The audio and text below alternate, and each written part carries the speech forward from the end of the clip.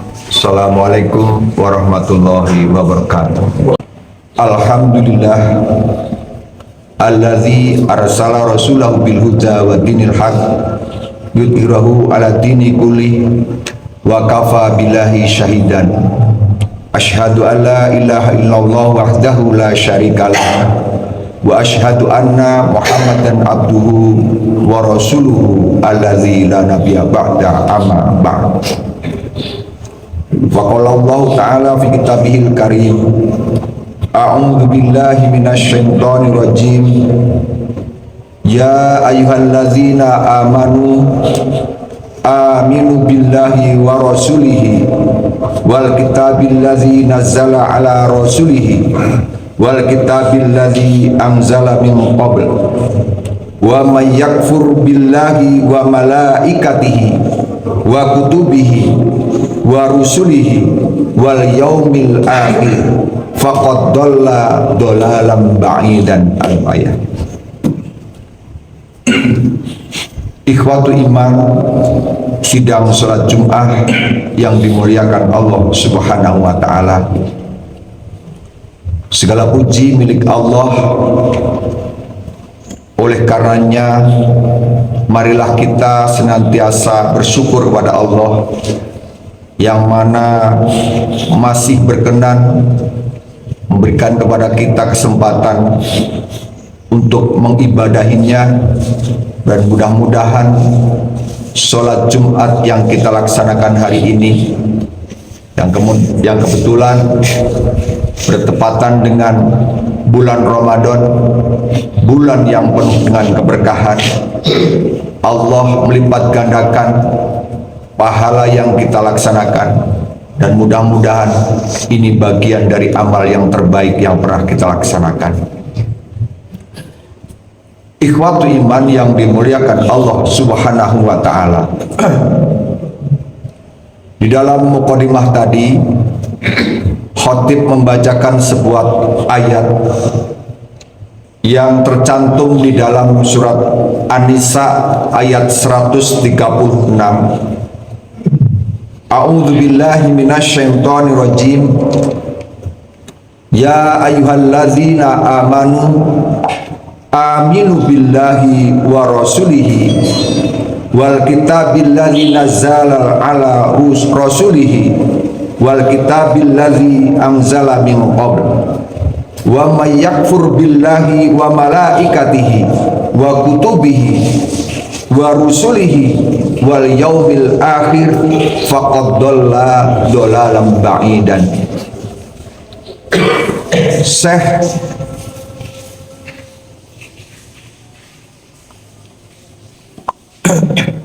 Wahbah Az-Zuhaili mencantumkan dalam tafsirnya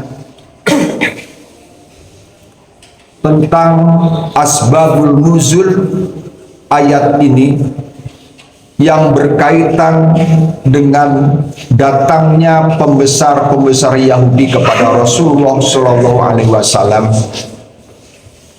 yaitu Abdullah bin Salam, Asad bin Ka'ab, dan Yamin bin Yamin.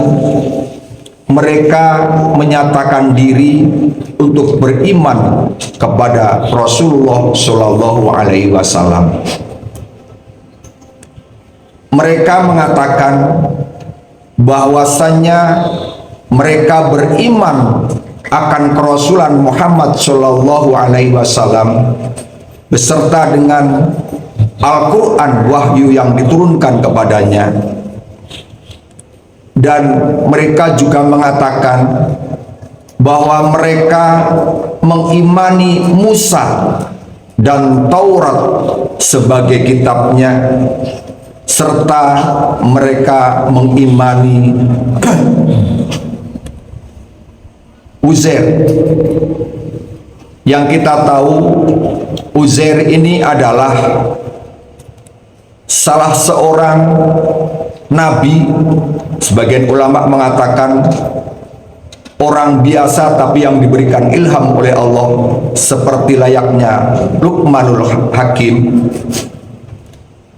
Uzair ini orang yang telah menghafal Taurat, karena Taurat pernah dihancur leburkan oleh seorang kaisar Babilonia yang bernama Butunezar, sehingga ketika Uzair ini tertidur selama 100 tahun, dihidupkan kembali oleh Allah, dan dialah satu-satunya orang yang masih menghafal Taurat. Kemudian dia mengajarkan tentang ajaran Nabi Musa kepada masyarakat Baitul Maqdis atau Yerusalem. Ikhwatu iman yang dimuliakan Allah Subhanahu wa taala. Akan tetapi Rasulullah Shallallahu alaihi wasallam membenahi atau memerintahkan apa yang disampaikan oleh tiga pembesar Yahudi tadi, agar jangan mengimani beliau sebagai Rasul dan Al-Quran sebagai wahyu yang telah diturunkan kepada beliau. Ketiga pembesar tadi diperintahkan harus beriman tidak hanya kepada Muhammad Rasulullah SAW berserta Al-Quran, akan tetapi diperintahkan untuk mengimani kitab-kitab yang diturunkan kepada Nabi sebelumnya, dan wajib beriman kepada nabi-nabi sebelum utusan Muhammad Sallallahu Alaihi Wasallam. Kesalahan yang fatal sebagai kaum Bani Israel, mereka menjadikan Uzair, atau sebagian mereka menganggap bahwa Uzair ini adalah anak Allah Subhanahu wa taala, sebagaimana orang-orang Nasrani juga meyakini bahwa Al-Masih adalah putra Allah Subhanahu wa taala. Yang hal ini dijelaskan di dalam surat At-Taubah ayat 30. A'udzubillahi minasyaitonirrajim. Wa qalatil yahudu, maka orang Yahudi berkata, Uzair ibnullah, Uzair itu adalah anak Allah. Wa qalatin nasara, dan orang-orang Nasrani mengatakan Al-Masihu ibnullah, Al-Masih atau Isa Al-Masih putra Allah. Padahal Allah itu lam yalid wa lam yulad. Allah itu tidak melahirkan dan tidak pula dilahirkan. Ikhwatu iman yang dimuliakan Allah Subhanahu wa taala. Di dalam surat An-Nisa yang khotib bacakan tadi, Allah menyeru kepada orang-orang yang beriman untuk beriman. Lazimnya ungkapan seperti ini diungkapkan kepada orang-orang kafir ataupun manusia secara umum. Misalkan, ya ayyuhal kafirun aminu billahi wa rasulihi, atau ya ayyuhan nas aminu billahi wa rasulihi. Akan tetapi di dalam ayat ini Allah mengungkapkan ya ayyuhalladzina amanu aminu billahi wa rasulihi. Wahai orang-orang yang beriman, berimanlah kepada Allah dan kepada Rasulnya. Ada beberapa makna yang terkandung di dalam surat An-Nisa 136 ini tentang kalimat amin, perintah untuk beriman. Yang pertama adalah lil istimrar, bahwa iman itu haruslah tetap terus-menerus ada di dalam diri seseorang. Harus tetap ada selama hayat dikandung badan, selama manusia itu hidup, al-imanu harus terus menerus tetap ada di dalam hatinya. Yang kedua, maknanya adalah litakid, menguatkan. Bukankah kita sering mendengar bahwasanya al-imanu yazidu wa yanqus, iman itu terkadang bertambah, kadang pula berkurang, kadang naik, kadang turun. Oleh karenanya kita sebagai orang yang beriman diperintahkan untuk menguatkan, untuk terus menjaga keimanan yang ada di dalam hati kita. Yang ketiga, memiliki makna litahfid, bahwa keimanan itu wajib kita jaga keberadaannya. Jangan sampai orang-orang Yahudi dan Nasrani menukar keimanan kita dengan pangkat, dengan jabatan, dengan makanan. Bahkan sering kita mendengar orang-orang Nasrani melakukan yang namanya kristenisasi di daerah-daerah, yang perlu kita waspadai bahwasanya kita harus tetap menjaga keimanan kita, supaya keimanan kita tetap ada terus menerus, terjaga dan kokoh, dan yang itu nantinya akan menjaga keyakinan kita kepada Allah Subhanahu wa ta'ala. Ikhwatu iman yang dimuliakan Allah Subhanahu wa ta'ala, apalagi sekarang kita bertepatan dengan bulan Ramadan. Iman salah satunya yang disebut-sebut sebagai modal dasar seseorang dalam melakukan ibadah. Ibarat iman itu adalah wadahnya, dan amal itu adalah isinya. Iman tanpa amal ibarat wadah tanpa isi, kosong, kering, kerontang. Begitu juga amal tanpa iman bagaikan isi tanpa wadah. Kita tidak memiliki wadah. Sebaik apapun seseorang berbuat kebaikan, kalau tidak memiliki wadah, nanti tidak akan memiliki hasil.